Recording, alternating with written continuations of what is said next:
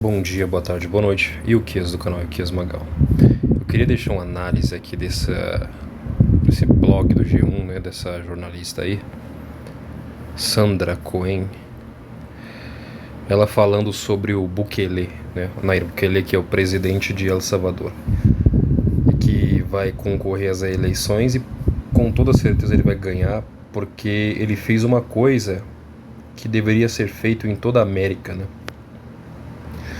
Mas a forma como a mídia fala e critica dá para você entender sobre quem a mídia está sendo comandada, né? E esse sujeito aqui, vocês podem ter certeza, moço, que o sistema vai fazer de tudo para tirar ele. Tudo mesmo. Olha só. Bukele reduziu a criminalidade em El Salvador aplicando um modelo autoritário. Olha só. Chamando ele de ditador. Mas espera aí. São palavras que a mídia diz que não pode ser usada contra o presidente da China, da Rússia, não pode ser usada contra ninguém no mundo. Mas quando alguém faz o bem para o povo, aí não, aí tem que, né? Se fizer mal contra os vendedores de pozinho branco, não é? Aí não, porque tem muita gente grande que lucra muito com isso, né? Vamos lá. O país foi inspiração para o presidente do Equador erguer mega prisões.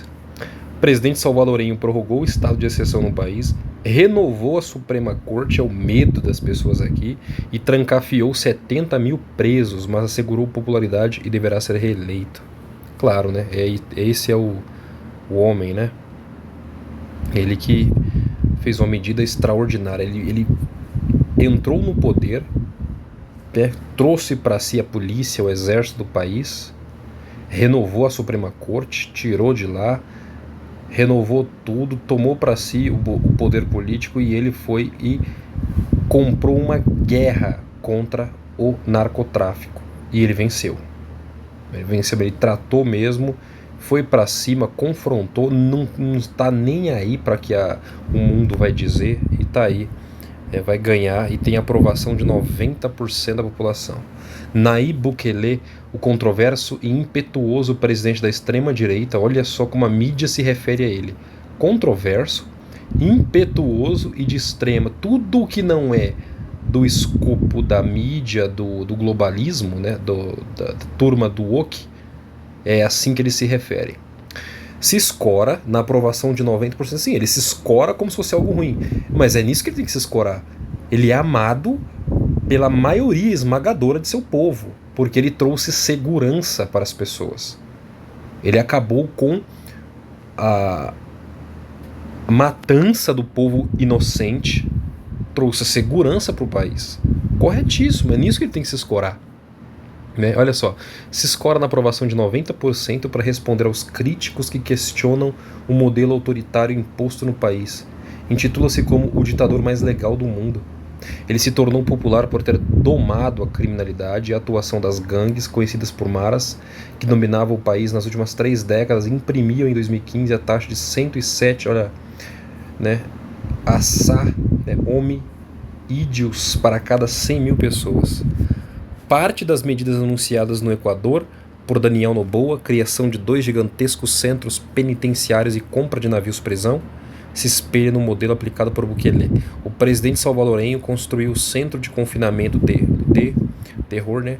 Uma mega prisão de segurança máxima, classificada por ele como o maior do mundo, abriga mais de 100 presos em cada uma das suas minúsculas celas sem colchões. Que incrível, né? Tem que tratar como esses sujeitos, né? A redução do crime em El Salvador para 2,3 por 100 mil, era 107 por 100 mil habitantes, agora é 2,3 por 100 mil em 2023. Foi obtida às custas de controle das instituições governamentais e do atropelo dos padrões democráticos. Pergunta por salvadorenho se ele está nem aí para a democracia. Se ele se preocupa, né? Nossa, as instituições governamentais não estão sendo respeitadas, então vamos tirar ele daí. O povo não quer saber disso. Eu não tô nem aí quem está sentado na presidência, no judiciário. Se ele fizer o bem para o povo, ele será amado e o povo se regozija. Tá? Mas muitos não entendem isso, irmãos. Agora sim, o que pode estar acontecendo também esses sujeitos aí, fazendo isso, trazendo segurança? Ele é um homem também bastante interessado na tecnologia, né? Trouxe o Bitcoin como moeda oficial para transação no país. Então pode ser que está trazendo todas as pessoas, conquistando os corações, aplicando isso aí, por exemplo, como uma mega prisão no mar, né? Pegar um grande navio e construir uma prisão no mar e pôr os presos lá longe, né? Ou seja, dificilmente esse sujeito vai conseguir fugir e ainda mais chegar em terra. Então é uma coisa um tanto interessante. O país está desde 2022 em estado de exceção, já renovado por 11 vezes. Bukele mandou 70 mil pessoas para prisões, suspeitos de filiação a gangue, ou seja, não eram criminosos, eles são suspeitos apenas. Um sujeito com uma metralhadora na mão apontando para a cara de um civil inocente, para a mídia é um suspeito. Ele destituiu o procurador-geral e substituiu os juízes da Suprema Corte por aliados. Sim, quem quer governar dessa forma tem que fazer assim. Lá funcionou. O povo está seguro. O encarceramento indiscriminado de salvadorenhos levantou críticas da Comissão Interamericana de Direitos Humanos e outras entidades defensoras de direitos civis. As denúncias se somam à ausência de processos legais, prorrogando indefinidamente o tempo da prisão e aos abusos e às condições precárias a que os presos são submetidos.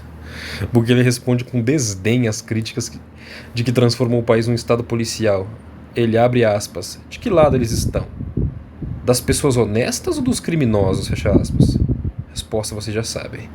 A dura abordagem ao crime organizado e o modelo populista fizeram de Bukele uma espécie de salvador da pátria. Ele está prestes a assegurar em fevereiro a reeleição, embora o segundo mandato presidencial em El Salvador seja inconstitucional. Tá aí, ó. Heroes, herói. Para concorrer, o presidente de 42 anos se vale de uma artimanha decretada pelo Tribunal Constitucional, permitindo mandatos consecutivos caso o presidente renuncie a 6 meses das eleições. Bukele obedeceu à nova regra, tirou licença e foi substituído provisoriamente do comando do país por seu secretário particular. Em plena campanha eleitoral, anima os comícios com o slogan: "Vote em mim ou os gangsters serão libertados", e propaga seu modelo autoritário por outros países.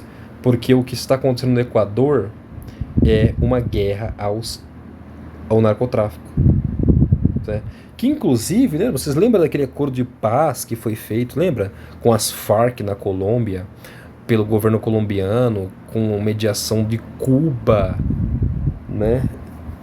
Todo o narcotráfico da América fazendo aqueles acordos de paz, dando anistia, né? O figura que está lá na Colômbia hoje, né?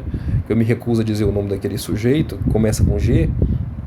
Ele promoveu tudo isso. A Colômbia exportou esse monte de sujeito, de suspeito, entre aspas, como diz a mídia, para aí, ó. Muitos estão agora no Equador causando aquele estrago todo. Por quê? Porque o presidente do Equador, Daniel Noboa, ele está fazendo guerra ao tráfico.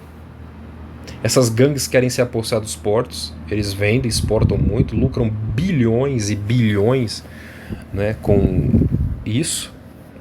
E o que ele está fazendo, como ele ganhou as eleições prometendo isso, uma guerra aos gangsters. Né? Aí foi dois, na verdade, fugiram e começou o caos no país. Por quê? Ele mudou, né, uma lei e ele começou a considerar esses grupos, essas organizações criminosas de